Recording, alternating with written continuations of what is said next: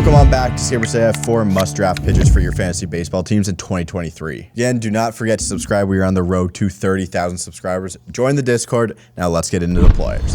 First must-draft pitcher we have is going to be our good friend over here, Kevin Gausman of the Blue Jays. He has an ADP of 62 last year, 12-10, 3.35 ERA, 205 strikeouts, a 1.24 whip, in 174 and 2/3 innings pitched. If you look at Kevin Gausman's 2022, it's a really interesting study between surface stats and the underlying stats and how they can tell you some weird things. In 2021, he had a 2.81 ERA, but a 3.28 xFIP. And in 2022, he had a 3.35 ERA, but a 2.75 xFIP. The difference pretty much comes from batting average on balls in play, which took a crazy expected jump. He had a low one in 2021 that was 274, but then this year just led the world in batting average on balls in play at 363. Even with this, Gausman's FIP and xFIP were in the 98th percentile last season. He had a strikeout rate in the 91st percentile and really limits walks with those free bases, with the walk percentage in the 96th percentile. Gausman gets a ton of swing and miss that helps him in the loaded AL East with not too many pitcher-friendly parks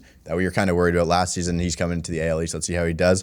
But he also has a swing strike rate in the 97th percentile. If you can keep them from hitting the ball hard, you should be pretty successful. I had a conversation with Mitch White earlier this season, and he said if he could take any pitch from anyone in baseball, he would be taking Kevin Gausman's splitter. His splitter had the best swing strike rate in all of baseball, the 3rd least hard contact, and the 2nd most vertical movement. He gets people to swing on this pitch way out of the zone all the time with a 52.8% out of zone swing rate. To pair with a split-fingered fastball, his fastball is good as well, the 4-seam version, because he throws the most strikes of any fastball in all of baseball last season. As someone who is a Blue Jays fan and watched a ton of Gausman start, it seems as the shift hurt him more than it helped last year. I felt like every time someone was going the other way against the shift on Gausman, he was just frustrated with the amount of soft contact that would go for base hits. And there's a stat to prove that.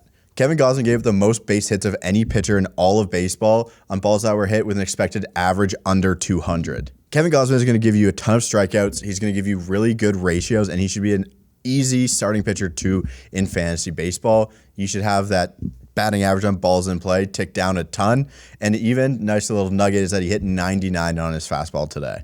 Taken with a much better defense that the Blue Jays are going to have, I think Kevin Gausman is in for another big year with the Blue Jays. The second pitcher I like this year is going to be Nathan Eovaldi of the Rangers. He has an ADP of 224. Eovaldi last season went 6-3. He had a 3.87 ERA, 103 strikeouts, a 1.23 whip, and 109 and 1/3 innings. To start the spring, I've seen that Nate Eovaldi is dealing with some side tightness that stopped him from making one of his spring training starts. They aren't very concerned about him missing opening day at all. The expected stats for Eovaldi aren't great from last season, but there are 2 certain ones that intrigue me. Those 2 are his xFIP and his Sierra of last season. These 2 stats are some of the best of predictive stats for future performance. Eovaldi's Sierra of 3.55 last season was the best of his career, and his xFIP was 40 points lower than his already decent ERA. Now Nate Eovaldi makes the move to Texas, which is a much improved park to pitch at and a much improved division as well in the pitcher friendliness department. Fenway Park was the 3rd best park to hit at over the last 3 years, and Globe Life Field ranks 19th in that same park factor over the same amount of time.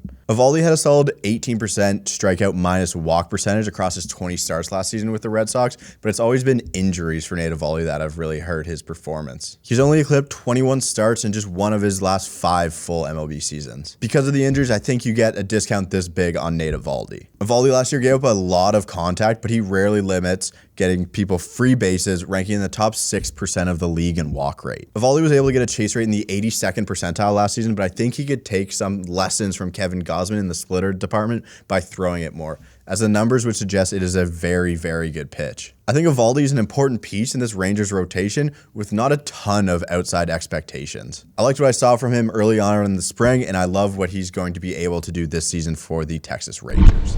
This video is brought to you by Peace Collective. If you're looking to rep your team this season, Peace Collective is the perfect place to start if you're looking for merch. You can get 10% off with promo code OwnersBox10 at Peace Collective when you check out. The third pitcher I like at their ADP this year is going to be another former Boston Red Sox, and that is Eduardo Rodriguez. Rodriguez got a crazy ADP. It is at 356 right now. Last year, Erod went 5-5, a 4.05 ERA, 72 strikeouts, 133 whip in only 91 innings. This is the pitcher that I'm going to count on to bounce back for the season. Early indications on it in the spring would suggest that Erod has some of his best stuff back. This spring, he has yet to allow an earned run in 8 1/3 innings with 10 strikeouts and only 1 walk. He had a really shitty 2022 where he dealt with injuries that included a rib cage sprain and then a 3-month absence in the middle of the season due to some personal issues that he said he needed therapy to work back from. As a true professional Erod is, that 4.05 ERA is a bad look after signing a 5-year, $77 million deal with the Tigers. For me, I'm going to choose to throw 2022 out the window for Erod. There's a lot of things that went wrong for him last year.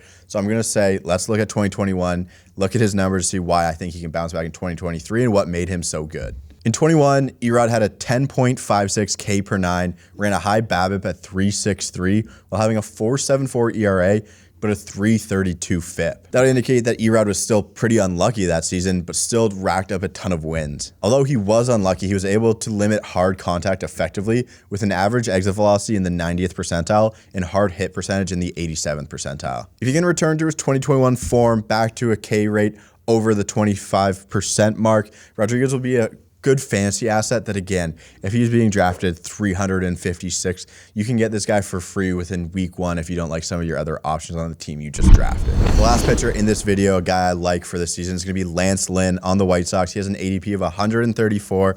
Last year, he went 8-7, 3.99 ERA, 124 strikeouts, 113 whip, in only 121 2/3 innings. Everyone's favorite big man, Lynn, had 2 polar opposite seasons all mixed into 1 year in 2022. Lynn started the season with a knee injury that kept him out of the first 2 months of the season, and once he came back, he was absolutely horrendous. Lynn had a 6.42 ERA going into August, but then everything changed for him. From August until the end of the year, Lynn had a 2.43 ERA and was the reliable workhorse we had seen in years past. One of the differences between his great expected numbers in 2021 and 22 was the increased usage of his four-seam fastball and decreased usage of his sinker and cutter, which surprised me because his four-seam fastball has some great numbers. Lynn was able to get a ton of swinging strikes once again. He had a swinging strike percentage in the 92nd percentile, as well as an xFIP in the 80th percentile. Let's look back at the four-seam fastball. It is a pitch that he throws 46% of the time with awesome numbers. It has a swinging strike rate in the 99th percentile, a weighted on-base average